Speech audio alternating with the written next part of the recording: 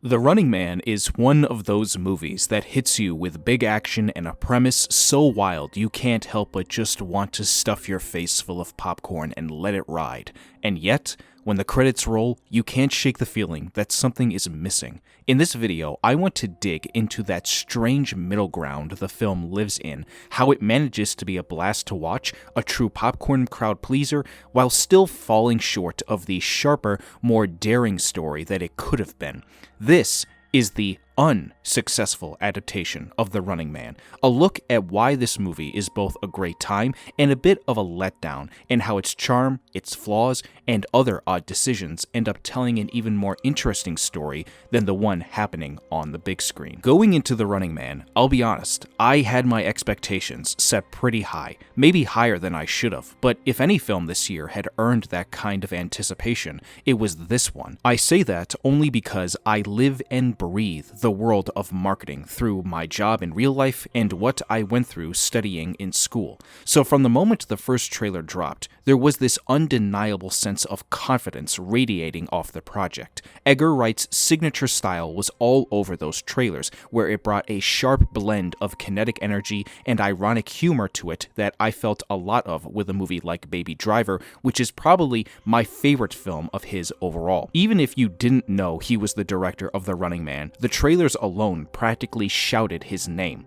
The marketing helped to carefully build the mood piece by piece with each promo and trailer that came after. It all leaned into the retro future grit of Stephen King's original novel, of which this movie was a direct adaptation of this time around and not meant to remake the original 1987 film with Arnold Schwarzenegger that did not take from the novel at all. To that point, we've been living through something of a Stephen King adaptation renaissance this year. It's rare to say that any year is consistently good for Stephen King on the big screen, but 2025 has been surprising in that regard. Between The Long Walk continuing to stir up discussion months after its release, Welcome to Derry, expanding the mythology of one of King's most iconic universes and off to a great start, might I add, now with being several episodes into the first season, and then even something smaller with The Life of Chuck from early this year, managing to carve out a quiet but passionate corner of appreciation.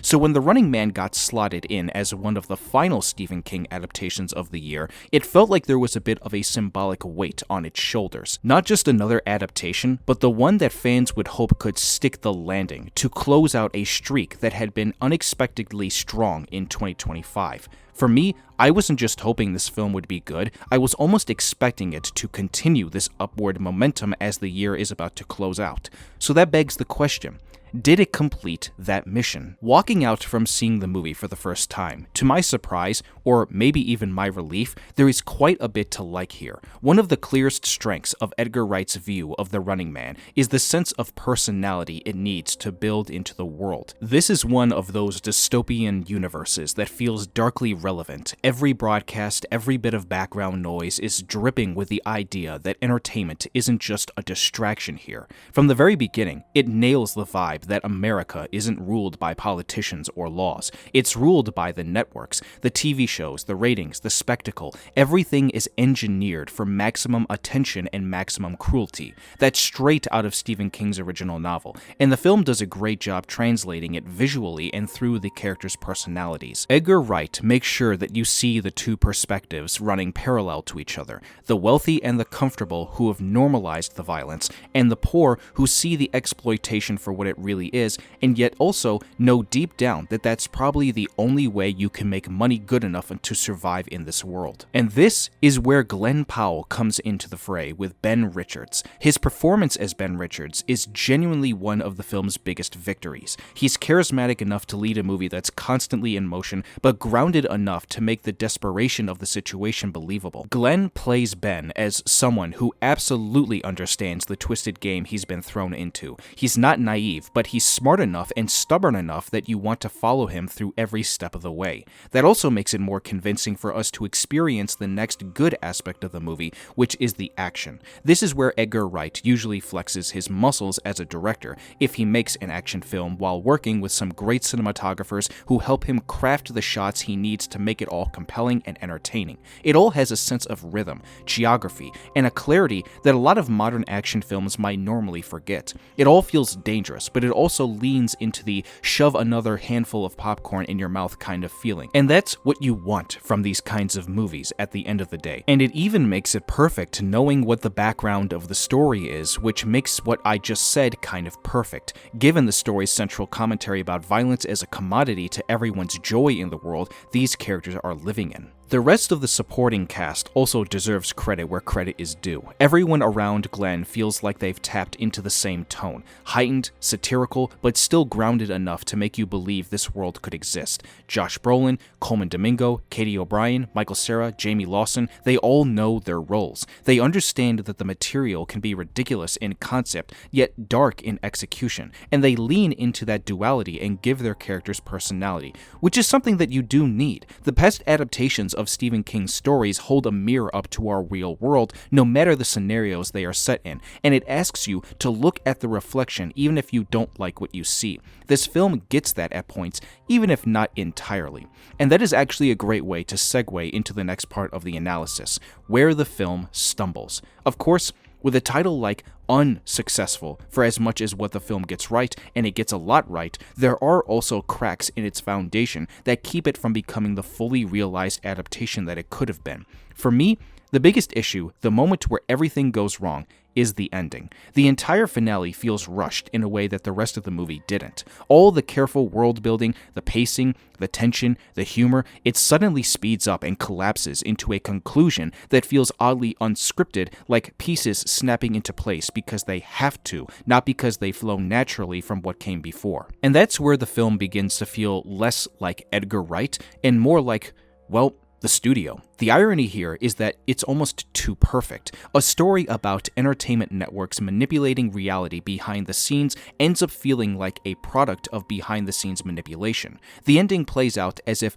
a different creative voice stepped in, someone more interested in wrapping things up quickly and cleanly than in maintaining the tone, personality, and thematic weight that Edgar Wright had been building. Edgar Wright has such a distinct visual voice. He likes rhythmic edits, he likes playful transitions, strong setups, and yet the final stretch of the film abandons a lot of that. It becomes more conventional, almost like it was reshot by someone told to just get to the finish line. When a director's voice goes quiet in their own movie, you can feel it, and here, it's noticeable in the ending. For those who have seen this new 2025 version, if you've also seen the 1987 version, the ending of that movie is essentially what the ending is of the new version. And I think shockingly, the original 1987 film did it better because it felt like we knew we were already getting to that point eventually. Another place where the film stumbles is in the dialogue. There are scenes that suddenly get very heavy on exposition, not because the story needs it, but because the script seems scared that you won't follow along.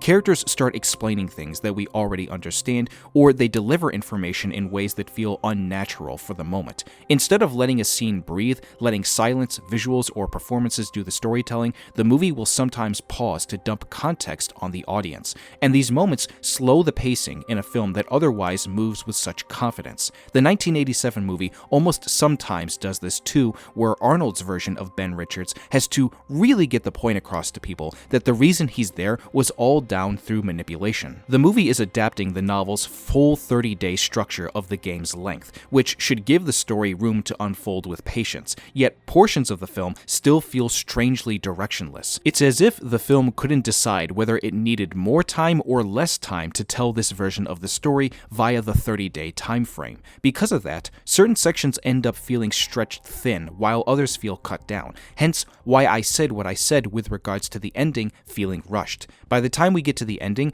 it feels like we are only at least 2 to 2.5 weeks into the competition, and it forgets that it was supposed to be 30 days in the first place. This brings me to the last thing that I kept circling back around to after watching The Running Man, the idea of adaptation versus entertainment. It's a question that feels relevant here because this film sits right in the middle of what feels most important. It connects perfectly to everything that I talked about in the previous chapter, what the movie gets right and what it stumbles on. Edgar Wright and the creative team wanted this adaptation to mirror the book much more closely than the 1987 film did. A film that, by the way, if I didn't make it clear enough, I do not like at all. It's a movie that was a product of its time for not being that well made, but also featuring probably the most iconic action star of all time, and it felt like the movie was tailored more towards him than anything else. I would definitely not recommend anyone watch it because it's just that bad, but that's my personal preference of what I view from it, and I know that some people might get a kick out of it for being cheesy and dumb. The world building, the tone, and the structure of the 2025 film is intentionally rooted in Stephen King's original vision, and that effort is admirable. You really feel the respect for the source material, but the closer the movie tries to stick to the novel, the more noticeable the pressure becomes for the filmmakers. How much can you adapt before the adaptation starts to strain under its own weight? If you walked out of the movie a little disappointed, it might be because The Running Man sometimes feels caught between trying to honor the book and trying to be an effortlessly entertaining blockbuster. At 2 hours and 15 minutes, there's only so much space to work with, and adapting a story as sprawling as The Running Man with its commentary, satire, action, and the full 30-day game structure is a tricky balancing act. You can feel it trying to cover everything the book touches, while still maintaining the pacing and momentum that a movie needs. Compare that to something like It, Welcome to Derry, which works precisely because television gives it the room to breathe,